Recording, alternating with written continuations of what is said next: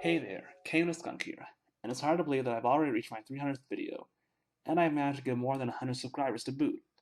I honestly never expected to have so many subscribers. Now, I normally just post videos of me long playing a video game, but since I've reached my 300th video, I decided to do things a bit differently by posting a critique video about FurBakery, i.e., the person who created my first fursuit. As a full disclosure, this will be the only critique video I plan on doing, and I'm making this one about her because it's about an experience I had with her, and it's because I commissioned a fursuit from her.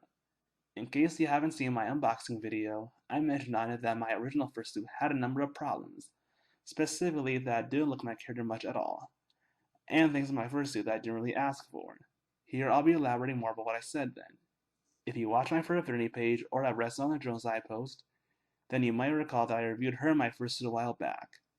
This video will be an improvement of that review. I'm still going to go over how I got the fursuit and how I realized that it was a mess, but I won't be repeating absolutely everything I said from that original journal. Also, before I get things started, I'm not going to deny that despite what I originally said in that journal, I might have unintentionally bashed her a little bit. I will attempt to do so here. Instead, I'll mention what went wrong and the parts where she could improve greatly. But I've spent enough time explaining all that. So now it's down to the critique.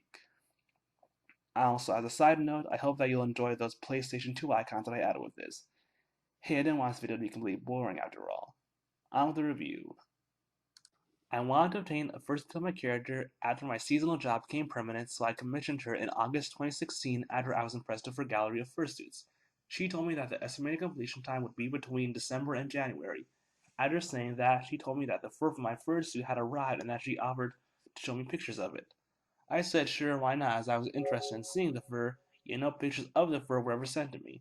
She informed me in October that the progress on my suit would be delayed due to her mom getting cancer and not being around much longer.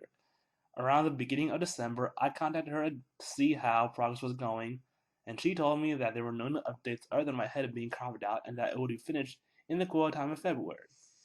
If you could imagine, I was surprised when I heard this, as she had originally told me that it would be completed between now and February, and I informed her of this. She told me that it was a miscalculation on her part.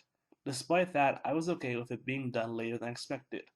I also told her that I was hoping to wear it to First Square, which took place at the end of February. She told me that it would be completed in time for it. At the end of December, she told me that the head was ready to be furred, and roughly 2 weeks later, other details were taken care of, such as the eyebrows and the hand paws. By the end of January, everything was completed except for the bodysuit, which was finished on February 10th. On the 11th, she sent me pictures of the fursuit completed and being worn by her, and I was quite surprised at what I saw. The fur used on the bodysuit was incredibly short, and this was a big surprise to me, as I felt that since my character is a skunk, it would have much longer fur. I told her about the concerns I had regarding the fur. She informed me that the fur was beaver fur and not velvet, which was what I originally thought it was, and that it was used to create a variety in the varying lengths, and that it was common to use short fur on plantigrade suits, specifically around the legs and arms. I was quite dumbfounded by this, but I stayed professional about things, and I apologized for jumping to conclusions. When I wore the first suit at First Squared, I felt that I might have been ripped off due to my first suit not looking remotely worth what I paid her. After all, I paid $1,750 for the first suit, almost $1,800 with shipping, and I wasn't very impressed with it. I wanted to obtain a new fursuit after believing that my original fursuit was a big mess, but I wasn't sure about who would make my new fursuit because I didn't want a repeat of what happened with FurBakery. Then I remembered that after making a comment on a YouTube video, Eternal Sky Costumes responded to me, saying that she desired to make a skunk fursuit. I remembered her, and after making sure she was indeed a fursuit maker and she had some commission slots open, so I communicated with her, telling her that I was interested in getting a new fursuit from her.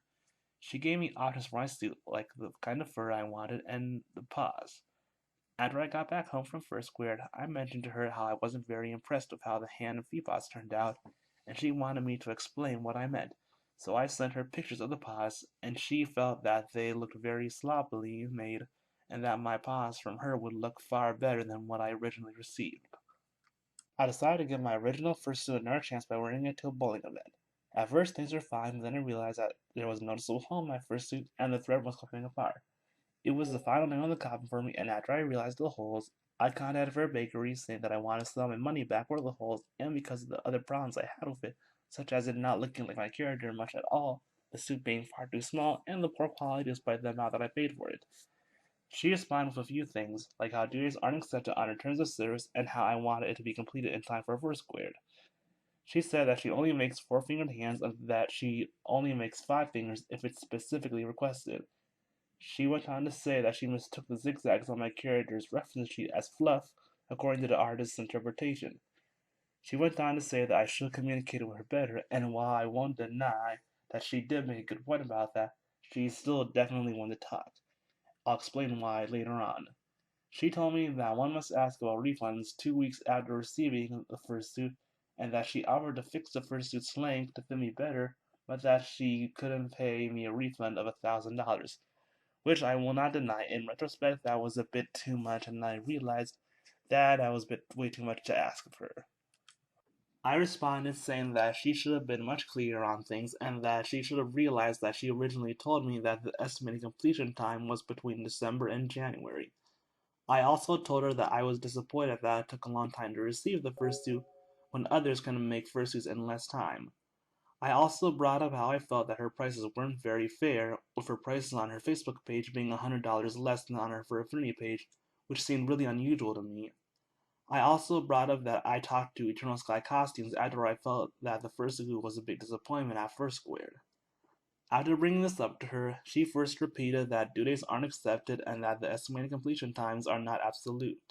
She then went on to say that I wouldn't receive a refund and that she had two prices because they're her starting prices and the cost of her fursuits are usually higher than her starting prices. She was also very annoyed at how she felt that I contacted another fursuit maker just to criticize her fursuits, going as far to say that if I would like the other fursuit maker better, then I should commission them for my fursuit instead of her. I responded saying that I had good reason to be upset, considering that I paid almost $1,800 for the fursuit, despite it looking like it was worth hundreds less than what I paid. Then I went and said that I didn't contact Eternal Sky Costumes just to criticize my fursuit, as I had told others at Foursquared that I was very disappointed with it. Another thing that I didn't mention from before was that she told me that a fursuit maker with fur quality and reputation can take more than a year to make a fursuit. I told her that the claim felt ridiculous considering how bad my fursuit looked and considering how much that I paid for her, and I said that she can't be compared to any top fursuit makers out there and that she wasn't in the same league as them. I tried to convince her that I believe that $400, roughly what I paid her for 1 month, should be rightfully returned to me considering the poor quality of the suit.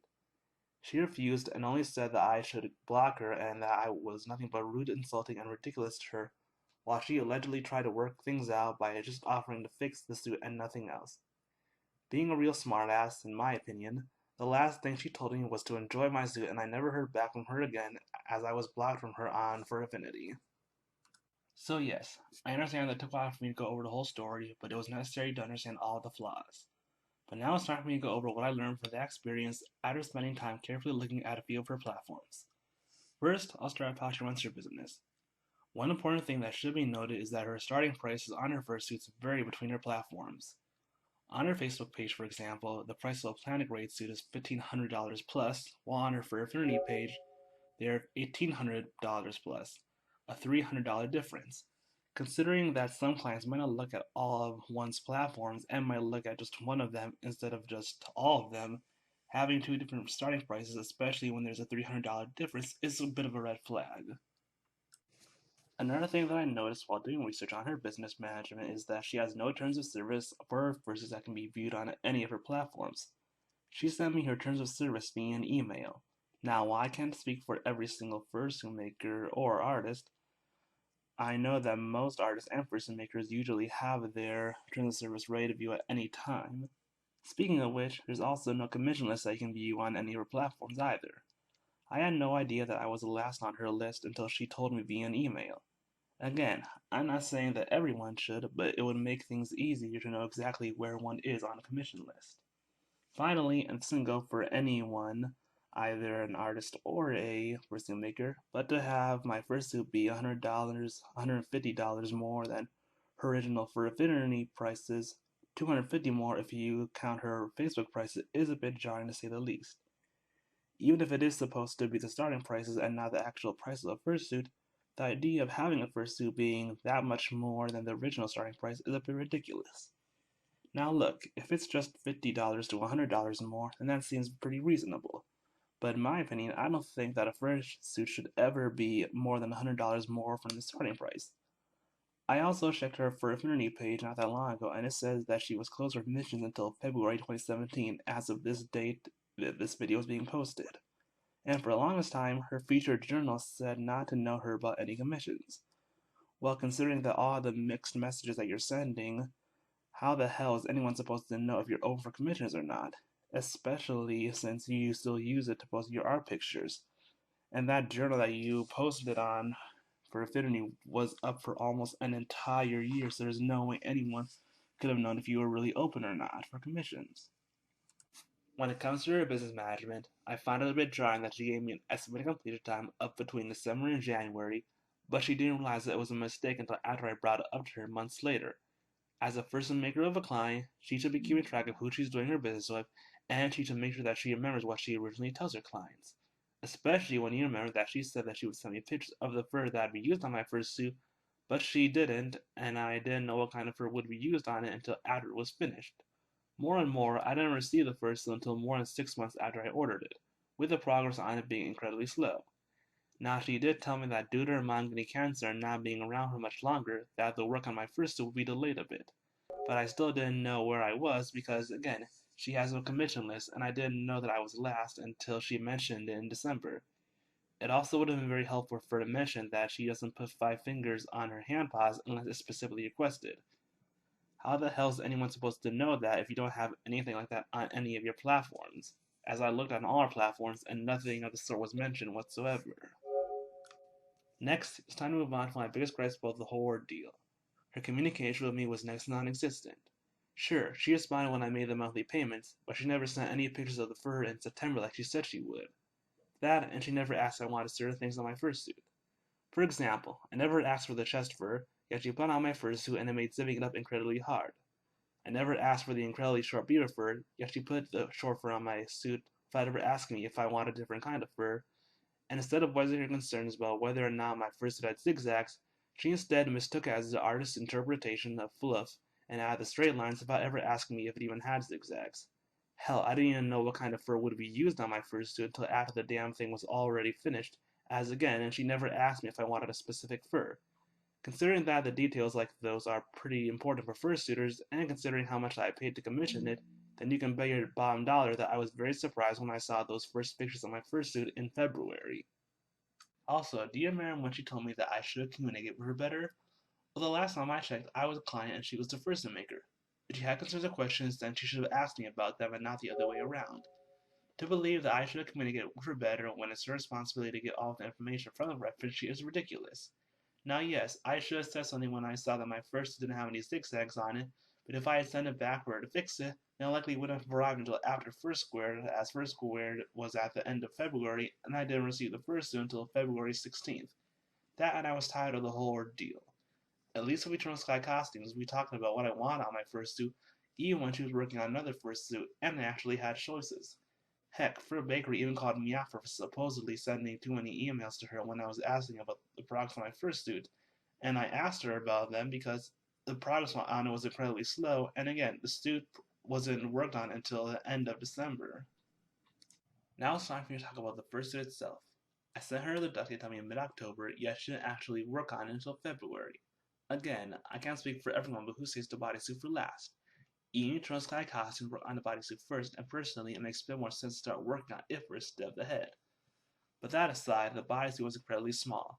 It definitely wasn't like my original body because if I were to bend down, it would become invisible. So I don't know if she just didn't follow the dummy at all, but all I know is that it is far too small for me to wear the bodysuit. Because Eternal Sky Costumes used my original bodysuit to make the new one, she discovered a few things that I was not originally aware of. Apparently, it wasn't just me when I first tried to get the holes. She knew that there are quite a few problems with it, such as the upholstery thread not being very strong at all, in her words, being some of the worst she'd ever seen, unlike the first that I got from her, which had much stronger upholstery thread. She also saw that the back of the eyes weren't colored black and that it's a pretty big deal, as it keeps the sun from shining too brightly in your eyes so you can see better. And finally, she noted that there were two pieces of fur on the head that were held together by safety pins.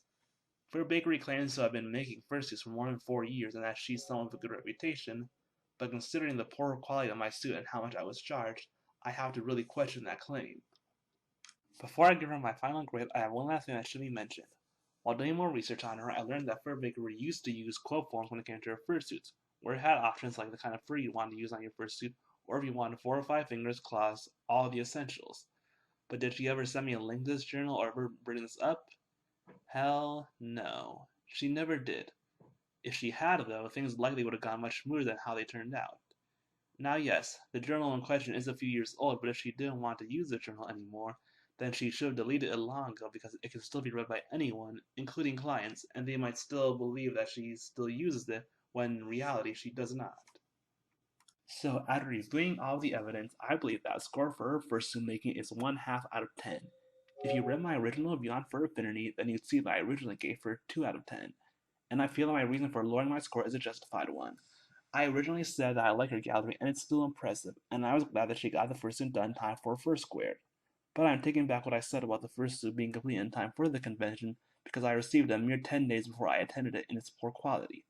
I received my fursuit from Eternal Sky Costumes 2 weeks before I attended a quad for her. In her terms of service, she says that due dates aren't accepted, but she still managed to get out to me on time. Creating and finishing a fursuit in a decent amount of time isn't all that hard. At least that's what I can imagine. And most fursuit makers will try to usually have a suit completed in a specific time frame. But I was not impressed at how long it took to receive it and how I received it barely before I attended First Squared. Now, I could have given her a 0 out of 10, but I have a good reason for not doing so. While my fursuit was a big disappointment, she is skilled at drawing art and making crafts. Heck, the hand paws, by not being originally what I expected, they were still very well made. But that being said, if her other fursuits end up looking as bad as the one I received, then she should either consider improving her skills or lowering her prices. She claims that her prices are competitive, but even if they are, I still have to really question her logic. If a fursuit maker is charging $1,800 for a fursuit, then it should let like it's worth that much and they should communicate with their clients. My fursuit, however, looked horrible, she really communicated with me, and it's definitely not worth what I paid her. Raising prices to make yourself competitive is greedy if you can't make a fursuit that's worth what you're asking for. In all honesty, I feel that the fursuit I got from her is worth at the most $1,200, if not less than that, but it's definitely not worth what I originally paid her. Hell, I only paid Eternal Sky Costumes a little more than $1,400 for my current fursuit, more than $300 less than the first one, and it ended up looking far better. Granted, it would have been around $1,600 if she had to make a foam base for the fursuit's head, but she instead used the original foam base from my first fursuit, so it ended up being cheaper. And I know that prices can vary with fursuit makers and how long they've been around, but any fursuit maker should know not to charge so much for a fursuit if it's not going to be in the same quality as what they're asking for. But I do not hate her, nor do I hold a grudge against her. I merely feel that my fursuit should have been in far better quality when you consider that I paid her $1,750 for it, and she should have communicated with me more so that we wouldn't have as many problems as I had.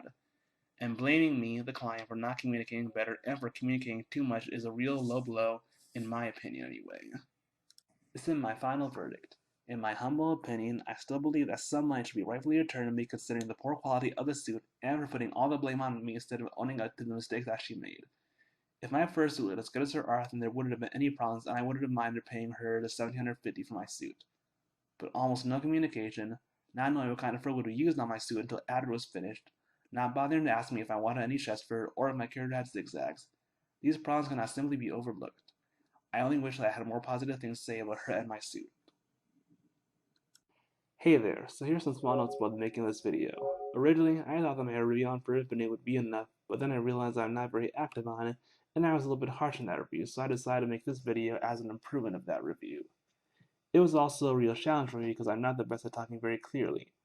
I had to re-record many of my lines because I got them wrong or because it sounded really bad when I actually said what I had typed out. And I can't believe how nerdy that I really sound. But anyway, I know there might have been a few points in this video where things didn't come out clearly, probably even now, but I tried my best and I felt it was best to share my experience about what happened with FurBakery and my fursuit. But I likely won't be making another video on this topic ever again. I still hope that you enjoyed this video, and if you're interested, I'll put a link to the original journal in the description, as well as links to me and my original fursuit too. See you next time.